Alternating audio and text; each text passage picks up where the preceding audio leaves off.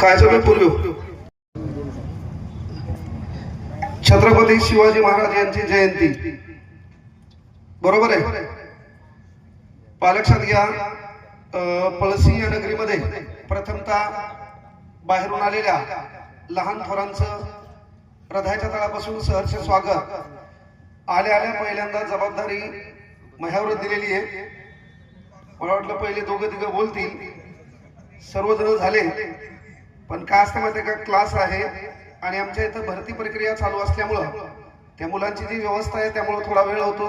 तो झालेल्या वेळेबद्दल पहिल्यांदा क्षमस्व.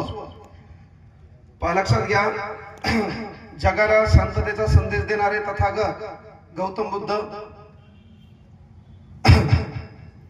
जिच्या कुशीत या स्वराज्याचं नेतृत्व वाढलं आणि घडलं ते जगातलं सर्वात वंदनीय पवित्र मातृत्व राष्ट्रमाता राजमाता मा जिजाऊ, स्वराज्याचे संस्थापक राजाधिराज छत्रपती शिवाजी महाराज, स्वराज्याचे दुसरे धाकले धनी छत्रपती शंभूराजे, आरक्षणाचे कैवारी राजश्री शाहू महाराज, युवकांचे प्रेरणास्थान स्वामी विवेकानंद, युवकांचे दुसरे प्रेरणास्थान शहीद आलम भगतसिंग.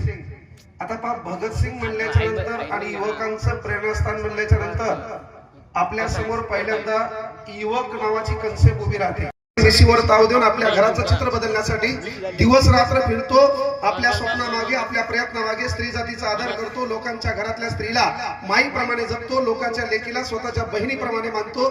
तो खरा शिवरायांचा मावळा आणि तो खरा तरुण या राज्यामध्ये सध्या शोभतो. मुख्य गोष्ट ही आहे की बाबा, युवकांचे प्रेरणास्थान मी म्हणताना म्हणलं शहीद आलम भगतसिंग. आताचा आमचा युवक आहे, हा पण तरुण आहे, पण तरुण असल्यावर याच्या डोक्यावर सर्वात पहिला प्रश्न आहे की याच्या डोक्यात अनेक एक समस्या. त्या समस्यापैकी पहिली समस्या, याला जे ताण भेटलाय तो ताण आहे प्रेमाचा.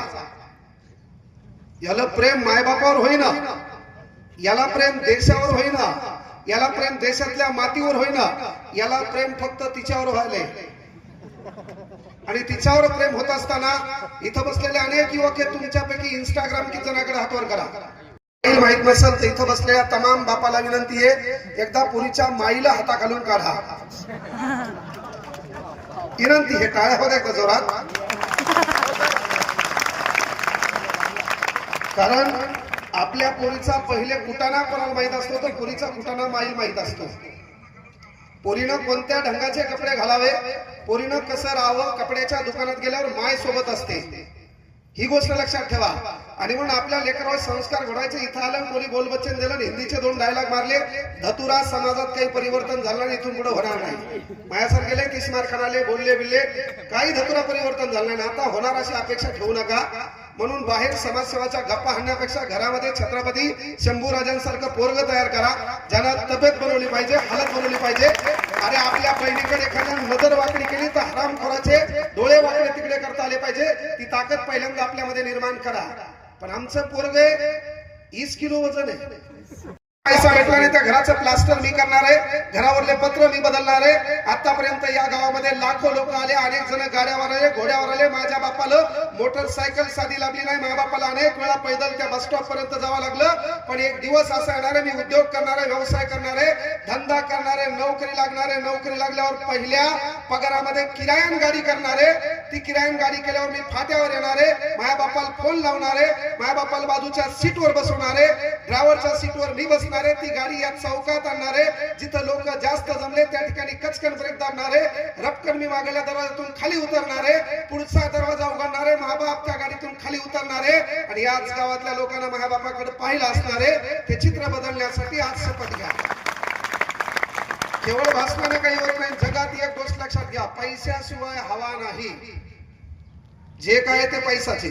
समजा मी तुमच्या गावात स्प्लेंडरवर भाषण द्यायला आलो असतो, एक विचार करा, वांदे झाले असते का नाही?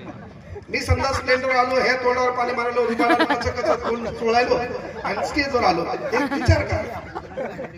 तर जगाला काही गोष्टी दाखवाव्याच लागतात, जगाला काही गोष्टी दाखवाव्या लागतात. म्हणून एक विनंती आहे बाळांनो, मी सांगितलं की बाबा युवकांचे प्रेरणास्थान शहीद आलम भगतसिंग हे का म्हणलो, त्यांनाही प्रेम झालं, त्यांनाही वाटलं प्रेम करावं, पण त्यांना प्रेम झालं देशाच्या भूमीवर. त्यांना प्रेम झालं या देशातल्या लोकांवर. आणि आपलं प्रेम कोणावर आहे? आपण पहिल्यांदा पाहतो तिचं व्हॉट्सअप, तिचं इंस्टाग्राम पब्लिक आहे का? आणि पब्लिक असल्यावर आमचं पोरग डेंजर आहे. आमचं पोरग पहिल्यांदा तिचं अकाउंट पब्लिक असेल तर मग काय करताय? मेसेज मध्ये जाते. आमचं पोरग छत्रपती शिवाजी महाराजांचा मावळा आहे. ते कुठल्याही गोष्टीवर डायरेक्ट अटॅक करत नाही. पहिल्यांदा एक टिंब पाठवते धपाक. आमची ताई छत्रपती शिवाजी महाराजांची वाघीण आहे. आमची ताई रिप्ले देत नाही. संस्कार. आमचं पोरग हा बाप्पा, आमचं पोरग सफलता एक चुनौती है उसका स्वीकार करो. डबल टिंब पाठवते टपक टपक. आमची ताई रिप्ले देत नाही. आमचं पोरग क्या कमी रह गई देखो और सुधार करो. टपक टपक टपक 3 टिंब. आमची ताई रिप्ले देत नाही. आमचं पोरग कुछ किए बिना जय जयकार नहीं होती, कोशिश करने वालों की कभी हार नहीं होती. 1 टिंब स्पेस, 4 टिंब स्पेस, 3 टिंब. ताईला सेंड. 1 टिंब स्पेस, 4 टिंब जोडून स्पेस, 3 टिंब जोडून ताईला मेसेज सेंड. आता ही गोष्ट ज्याला कळाली नाही ते नाबालिक आहे. ह्या गावातले टोपीवर असणारे वडीलधारे है ना, त्यांना ही गोष्ट कळणार आहे. पण इथं बसलेले जे तरुण आहेत यांना ही गोष्ट कळालेली आहे.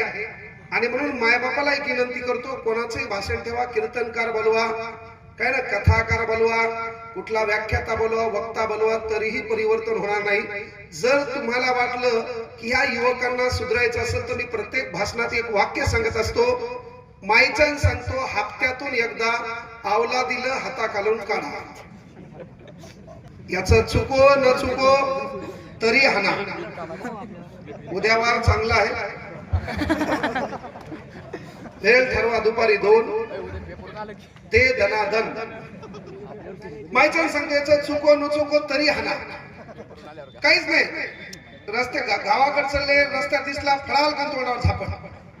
बाप बाहेर चला, पुन्हा रस्त्यावर दिसला पडकणीच्या तोंडावर झापड. तरी पोराने चाललं, पप्पा का होन? तेरा बाप अभी भी जिंदा है. याला उद्या हाना वार टाक. दररोज मार नका. दररोज मारल्यावर हे निबर होईल. हप्त्यातून 1 दिवस. आणि तू काही लाडाची नाही. हिला परवाचा वार ठेवा सायंकाळी 5. त्यानंतर तू रिप्ले देते हम याच यम यम यम यम. हम म्हणल्यावर आमचं पोरग डेंजर. लगेच पिंपळाचं पान पाडतोय गुलाबी रंगाचं. आणि गुलाबी रंगाचं पिंपळाचं पान लय भारी आहे. मोबाईल मध्ये असं खाली जाते जुई जा जुई जा. लगेच मोबाईल नंबरवर व्हॉट्सअपवर. आणि व्हॉट्सअपवर भिकारी चाळे जेवली का? तू नाही विचारल्यावरती जेवणारच नाही. उगीच 80 किलो झाली ती. पुन्हा तिला नाव, यानं नवीन नाव दिलं चिमणी. चिमणी 60 किलोची असते. आणि ही त्याला म्हणाली पिल्लू. पिल्लू फक्त डुकर आणि कुत्र्याच्या लेकराला म्हणतात, माणसाच्या लेकराला बाळ म्हणतात. आपण का सुधारायचंय? आपल्याला लय मोठं करायचं नाही. अरे माईच्या स्वप्नासाठी एका माणसानं स्वराज्य निर्माण केलं. त्या माणसाचं नाव आहे छत्रपती शिवाजी महाराज. इथं आपल्याला माईच्या आणि बापाच्या स्वप्नासाठी फक्त घराचं थोडं चित्र बदलायचंय. यांना देखील भगतसिंग यांना देखील प्रेम झालं. पण त्यांना विचारलं तुमचं प्रेम कोणावर आहे? तेव्हा त्यांनी सांगितलं मेरी आदत से वाकिफ है मेरी कलम. जब भी इश्क लिखना चाहता हूँ इनकलाब लिख देता हूँ, इनकलाब लिख देता हूँ. पण युवकांचे प्रेरणास्थान शहीद आलम भगतसिंग. सध्याचं राजकारण पाहिलं तर पोलिसांमागे फार मोठा ताण आहे. आजकालचे राजकारणी लोक कोणाच्या गाडीत बसवून कोण कधी कोणाच्या गाडीत बसल. आणि कार्यकर्त्याचा आसमान से टपका खजूर पे लटका न घर का घाट का होईल. म्हणून आजकालचं राजकारण पाहिल्यावर कदाचित भगतसिंग वरती असतील तर ते सुखदेवाल देखील म्हणत असतील कई वोटों के लिए मर गए, कई नोटों के लिए मर गए, कई वोटों के लिए मर गए, कई नोटों के लिए मर गए. होते भगत सिंह जिंदा तो कहते सुखदेव से हम भी किन कमीनों के लिए मर गए, हम भी किन कमीनों के लिए मर गए. हे वातावरण परिपूर्ण नाचलेलं आहे. आणि हे वातावरण नाचत असताना लक्षात घ्या सध्या हा महाराष्ट्र टिकून करावर आहे माहिती का? फक्त गावात एक मंदिर आहे. त्या गावात टोपीधारी असणारे जे वडीलधारे लोक आहेत ते हरिपाठ कीर्तन चालू आहे.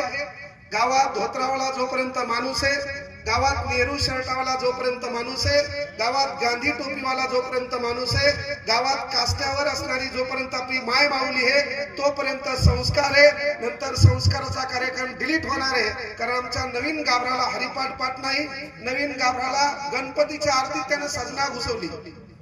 वाट पाहे सजना, ते वाट पाहे सजना होत, त्याच्यात पण त्यानं सजना घातली कारण त्याच्याशिवाय ते राही ना.